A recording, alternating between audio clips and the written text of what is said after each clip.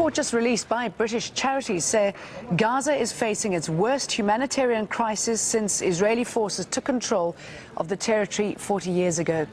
According to Amnesty International and other aid groups, more than 80% of Gaza's 1.5 million people are dependent on aid. 40% of Gaza's workforce is unemployed, and that's set to rise to 50%. Almost all of Gaza's industrial plants are idle. As for education, surveys show there's been an 80% failure rate in school grades 4 to 9.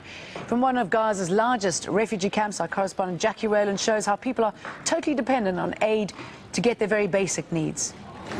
I'm in the Beach refugee camp. It's a district, a neighbourhood in Gaza City, and in fact it's the largest refugee camp in Gaza City. About 50,000 people live here.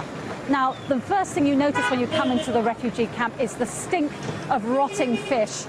Fish, obviously, a vital thing for people to eat here because it's something that they can at least get from the sea. But beyond that, almost all the food they get is coming in the form of handouts from the United Nations Relief and Works Agency. One of the alarming things that this new report points out is that 80% of people in the Gaza Strip, that's 1.1 million people, are dependent on handouts just to get enough food to eat, just to survive.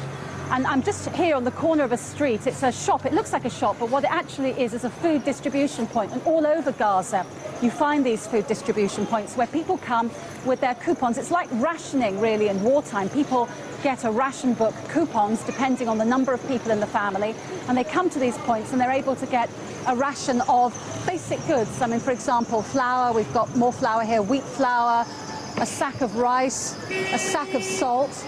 And inside the food distribution point, you can see other basic goods that are given out by the UN agencies.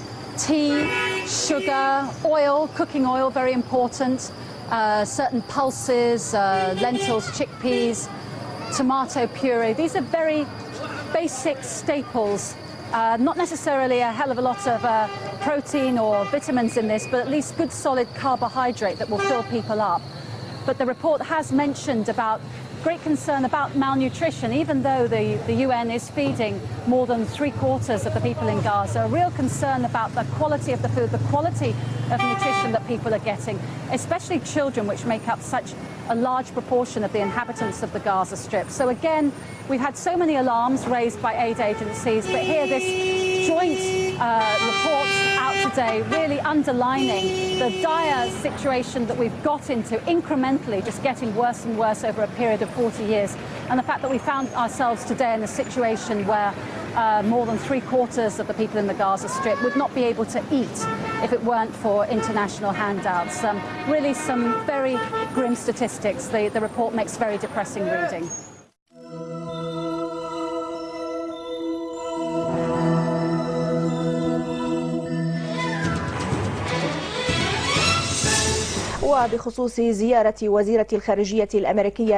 The Syrian foreign minister said that the visit by the U.S. Secretary of State to the region is an attempt by Rice to justify deployment of U.S. warships off the Lebanese coast.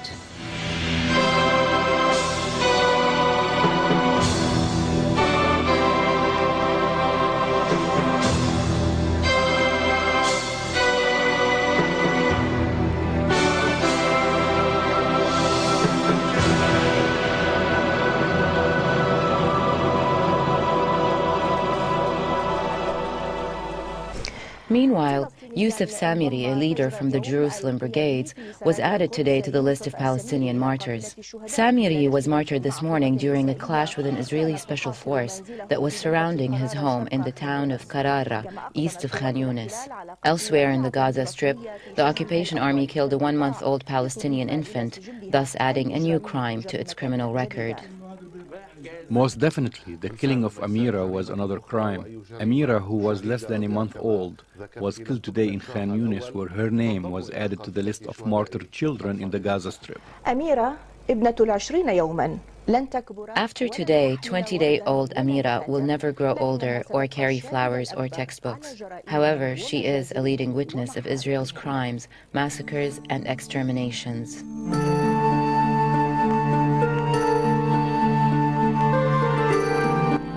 لن تغفو أميرة بعد اليوم على صدر أمها ولن ترضع حليبها ولن تبكي. Amira will no longer be able to fall asleep on her mother's chest. By the same token, Amira's mother will no longer be able to breastfeed her or tend to her cries.